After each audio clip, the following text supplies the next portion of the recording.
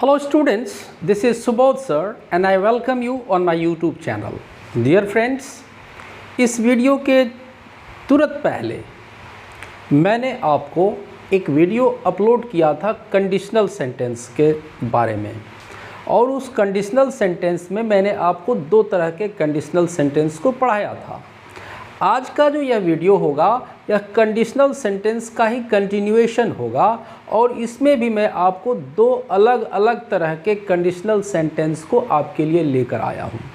तो conditional sentence जो शर्त वाले वाक्य होते हैं ये अनेकों तरह के तो होते ही हैं, लेकिन इसमें मैंने कहा था आपको कि इसमें 4 कैटेगरीज होते हैं। तो 2 कैटेगरीज आज आपके लिए है जो इम्प्रोबेबल कंडीशनल्स है, और एक है आपका इम्पॉसिबल कंडीशनल्स। तो इम्प्रोबेबल कंडीशनल्स को टाइप 2 में रखा जाता है और इम्पॉसिबल कंडीशनल्स को टाइप 3 में रखा जाता है। तो सबसे पहले आपको मैं इम्प्रोबेबल कंडीशंस को दिखलाता हूँ। इम्प्रोबेबल कंडीशनल्स वो कंडीशनल्स होते हैं जिसमें कि 2 क्लाउज होते हैं। डियर स्टूडेंट्स, 2 क्लाउजेज इसमें होते हैं, और उसी तरह से जैसा कि पहले कंडीशनल में मैंने आपको बताया था कि एक सबऑर्डिनेट क्लाउज होता है आपको, और दूसरा क्लाउज आपको मेन क्लाउज होता है।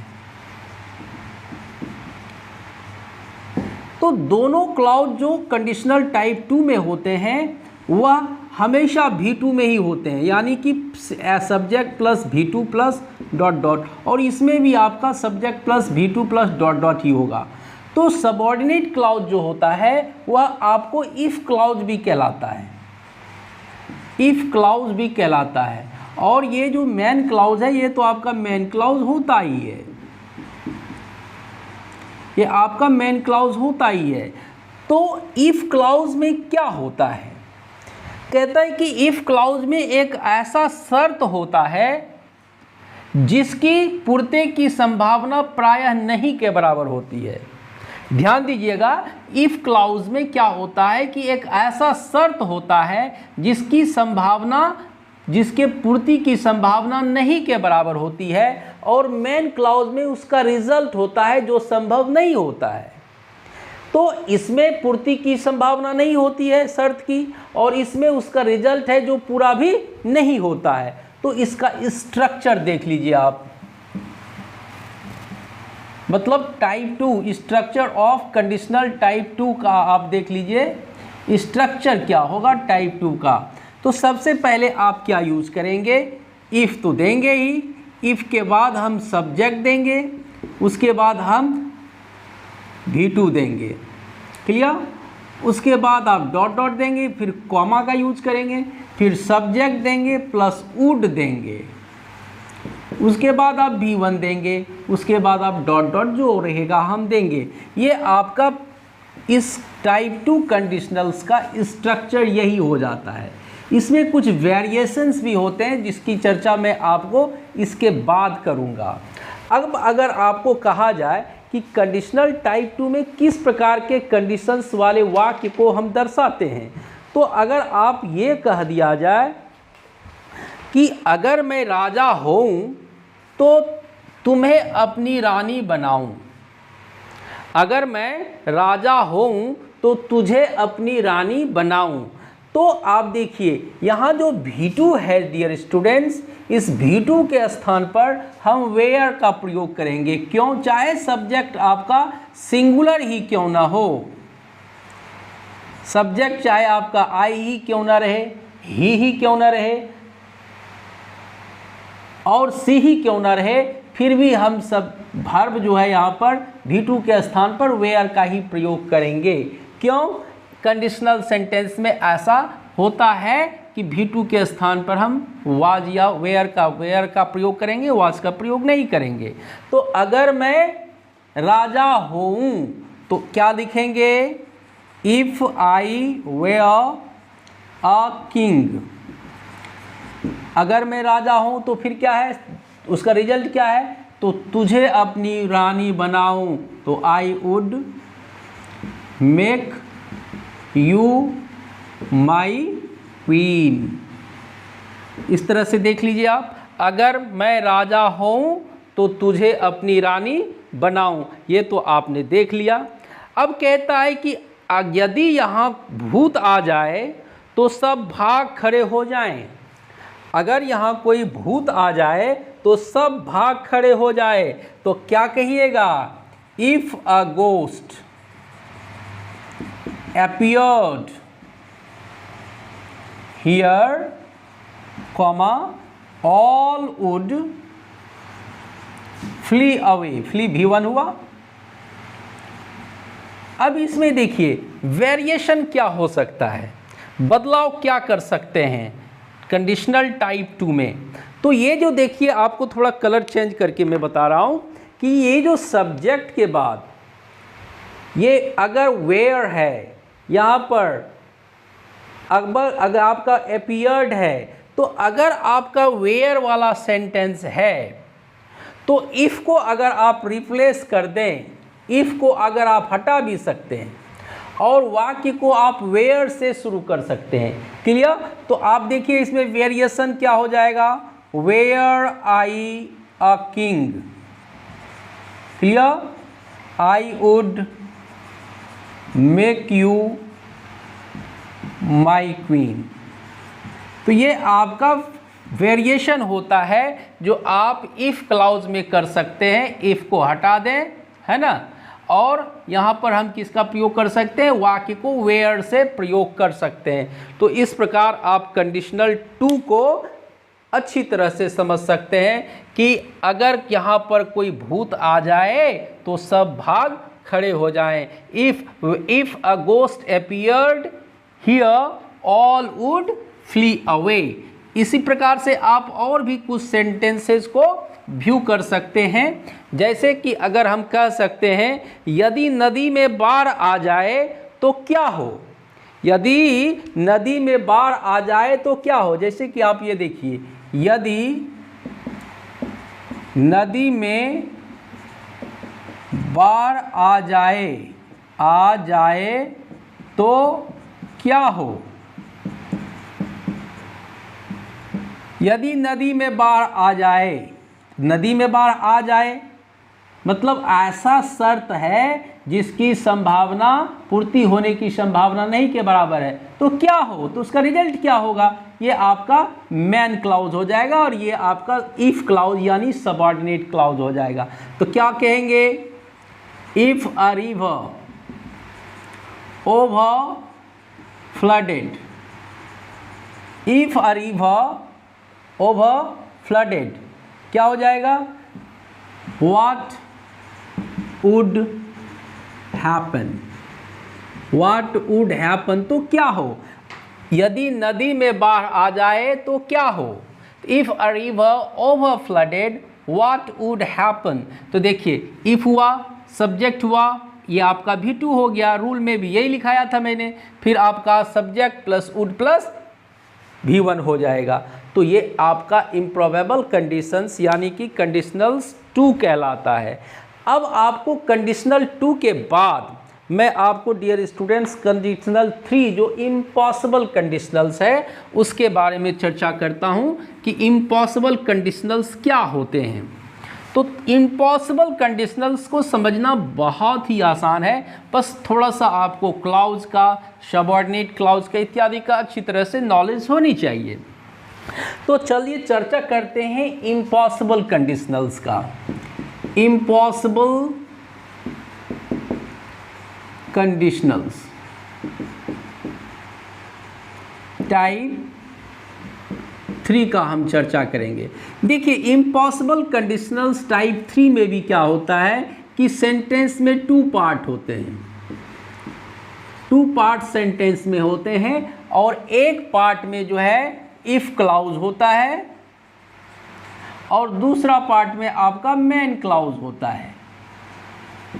तो इफ क्लाउज जो होता है उसमें आपका पास्ट परफेक्ट टेंस का यूज होता है, पास्ट परफेक्ट टेंस का यूज होता है। तो इस तरह से, और मेन क्लाउज में आपका वुड प्लस शुड, वुड या शुड या could plus have plus V3 का प्रयोग होता है। तो इसका स्ट्रक्चर पहले देख लीजिए कि इम्पॉसिबल कंडीशनल का स्ट्रक्चर क्या हो जाएगा डियर स्टूडेंट्स। तो सबसे पहले आप इफ़ यूज करेंगे, इफ़ के बाद आप क्या देंगे, सब्जेक्ट देंगे, फिर क्या देंगे, had plus V3 plus dot dot, फिर क्या देंगे, सब्जेक्ट देंगे, वुड देंगे प्लस हैव देना है और उसके बाद V3 का प्रयोग करना है। अब देखिए ये आपका स्ट्रक्चर हो गया, यानी अगर इधर हैड प्लस V3 होगा तो इधर आपका would plus have plus V3 हो जाता है। यही आपको एग्जामिनेशन में भी देखना है, यही आपको कंपटीशन में भी आता है कि अगर ये इधर सब्जेक्ट के बाद हैड आ गया, V3 आ गया, तो यहाँ पर आपका would plus have plus V3 को आना है। चलिए कुछ शर्त को हम समझते हैं इसमें, और इसके माध्यम से आप कंडीशनल थ्री को आसानी से समझ सकते हैं। देखिए होता क्या है कि इफ़ क्लाउज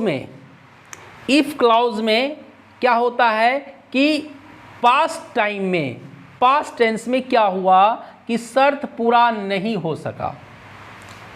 शर्त जब पूरा नहीं हुआ तो उसका इधर क्या हो जाता है, क्योंकि कार्य पूरा नहीं हुआ इसलिए उसका शर्त भी पूरा नहीं हुआ, यानी कि पास्ट टाइम में कार्य पूरा नहीं हुआ इसलिए वह जो है वह कार्य ऐसा नहीं हो सका।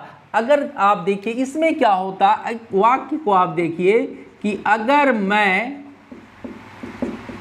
आगरा गया होता तो ताजमहल देखा होता। तो यानी कि क्या कहता है वाक्य कि आगरा जाने का शर्त पूरा नहीं हुआ इसलिए काम भी पूरा नहीं हुआ। काम पूरा क्यों नहीं हुआ, क्योंकि पास्ट टाइम में उसके लिए जो शर्त रखा गया था वह पूरा नहीं हुआ। तो ऐसे वाक्य को इफ क्लाउज में आप पास्ट परफेक्ट यूज कीजिएगा तो क्या हो जाएगा, if I had gone to Agra, comma I would have seen the Taj Mahal. अब देखिए ये जो if I had gone to Agra I would have seen the Taj Mahal, ये जो आपका वुड है, इस वुड के जगह पर आप शुड का प्रयोग ज़रूरत के अनुसार कर सकते हैं, कुड का प्रयोग ज़रूरत के अनुसार कर सकते हैं। तो मेन क्लाउज में ये आप वेरिएशन कर सकते हैं, ये बदलाव कर सकते हैं। और ये जो इफ़ क्लाउज है, इफ़ क्लाउज को आप इफ़ को हटा करके आप वाक्य को हैड से भी शुरू कर सकते हैं।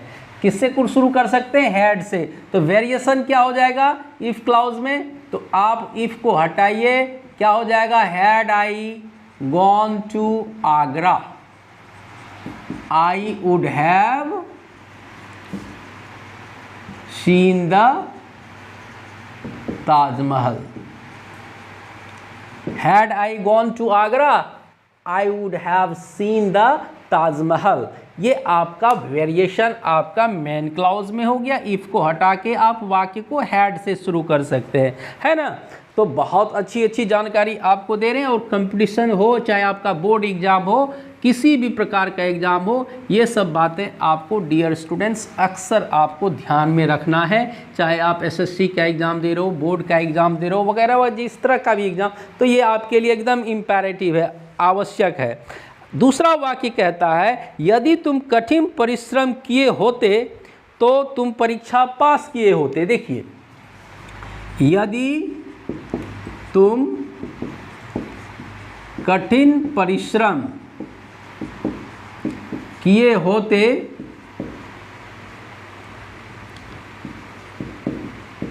तो तुम परीक्षा पास किए होते। तो परीक्षा पास क्यों नहीं किया, चूंकि परीक्षा पास करने का जो शर्त रखा गया था वो पूरा नहीं हुआ। तो ये आपका इफ क्लाउज हो गया और आपका ये आपका मेन क्लाउज हो गया। तो कैसे बनाएंगे, सबसे पहले इफ देंगे, यू हैड स्टडीड हार्ड, या लेबर्ड हार्ड भी दे सकते थे आप। तो क्या होता, तो तुम परीक्षा पास किए होते। तो यू अब देखिए वुड के जगह हम शुड का भी प्रयोग कर सकते हैं। You should have passed the examination, you should have pass the examination. अब आप मेन क्लॉज में वेरिएशन क्या कर सकते हैं, तो इफ को हटा करके आप वाक्य को हैड से भी शुरू कर सकते हैं। क्या हो जाएगा, had you studied hard you should have passed the examination. तो इस वीडियो में मैं खास करके इम्प्रोबेबल कंडीशंस और इम्पॉसिबल कंडीशंस दोनों की चर्चा मैंने आपको किया, दोनों के स्ट्रक्चर को मैंने अच्छी तरह से आपको समझाया। उम्मीद है ये वीडियो आपको बहुत अच्छा लगेगा और आप मेरे चैनल को सब्सक्राइब नहीं किए होंगे तो चैनल को सब्सक्राइब कर लेंगे और लाइक और कमेंट आप अवश्य करेंगे। तो चलिए इसी उम्मीद के साथ मिलते हैं फिर एक नए वीडियो में, नए जोश, नए जुनून और नए उमंग के साथ, एक नई जानकारी के साथ फिर आपसे हम रूबरू होते हैं। तब तक के लिए गुड बाय।